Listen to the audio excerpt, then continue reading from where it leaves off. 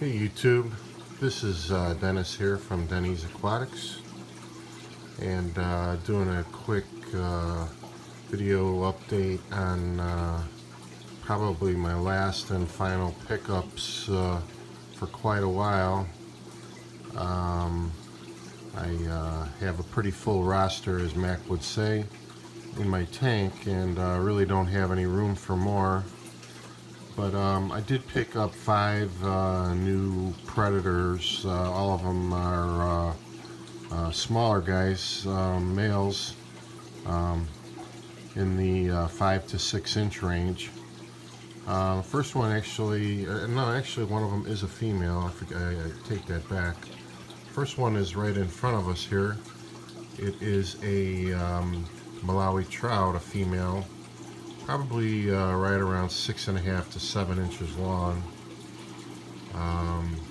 Picked her up in hopes to maybe do something with my male down the road that I have in here, or perhaps get him fired up and colored up. We'll just have to see how it goes.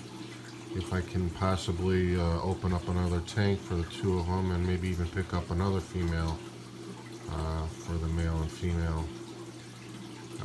The other one I got was right here, a Buccochromis rhodesii yellow. He's only probably 4.5 to 5 inches long, probably right around 5.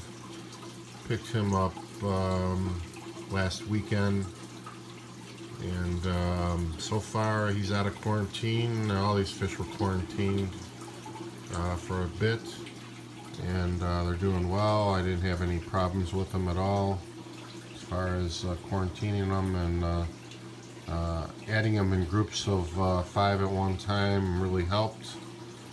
Gets to be pretty difficult to add anything at all into this tank once these Haps get settled into a community.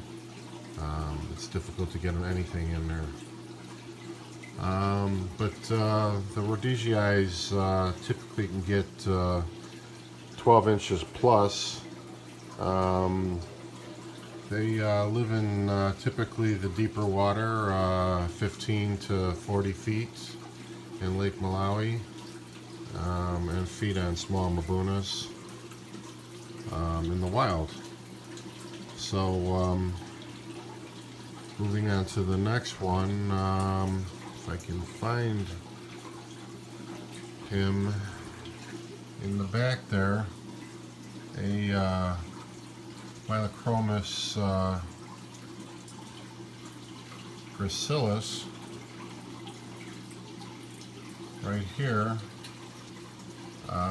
Another male that's probably 5.5 to 6 inches long. Got him from James Largo over at the Cichlid Shack. They do color out very nice as adults. Right now he doesn't really have any color, as you can see, but I give him time, he will color in very nicely for me. The next one I picked up was a trying to find where he went. It was a Malawi barracuda, who seems to be hiding at the time being. But barracudas are very difficult fish to find, and I was very lucky to pick him up. Here he is right here. Finally got him looking straight at us. He's a solid 5.5 inches long.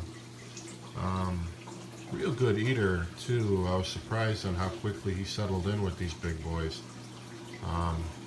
They do have some pretty big teeth for their size, even this little guy does. It's kind of funny to watch him chomp up the cichlid pellets by Northfin. Kind of smothers them to smithereens, or chomps them up to smithereens. And a real good eater.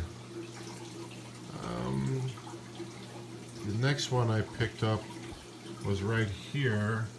I'm at Hamatania Chromis Eurotania.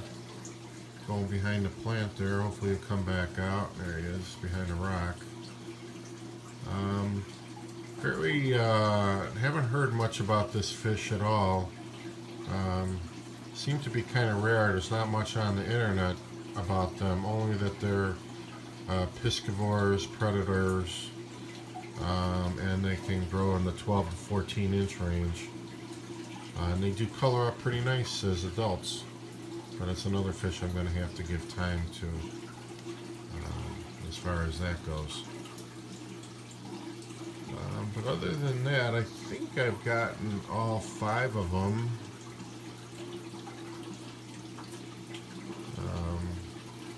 I think I did. So there's nothing else new going on over here in the tank. I did have to keep one peacock in here, only because he was getting picked on to no end from a peacock tank that I have my 100-gallon off to the side of me.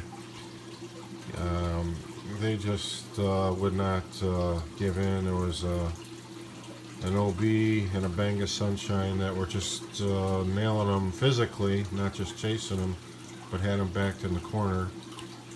And he wouldn't eat, wouldn't come out. It was like 8 days this went on, and finally I pulled him, and I figured I'm just going to have to live with one peacock in the tank. He's much happier now. He's eating again. He actually pushes a couple of these haps around. So it's just going to have to be that way. But other than that, the last thing I was going to just share with you is I did get my nitrate reactor up and running now.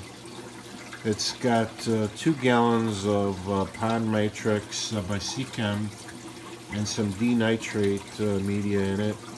It's got a low pressure pump in the bottom of the sump here, and it's pumping at around 50 gallons per hour. By the time it goes through the media, goes up to through the reactor and out the outlet. You can see the outlet hose going into the media chamber of the sump. And it's just kind of an experiment of mine to see if that's going to kind of help naturally reduce nitrates in the tank. I've read a lot about it. Supposedly it does, but we'll see. But I figure worst case scenario, I've just created another monster canister filter.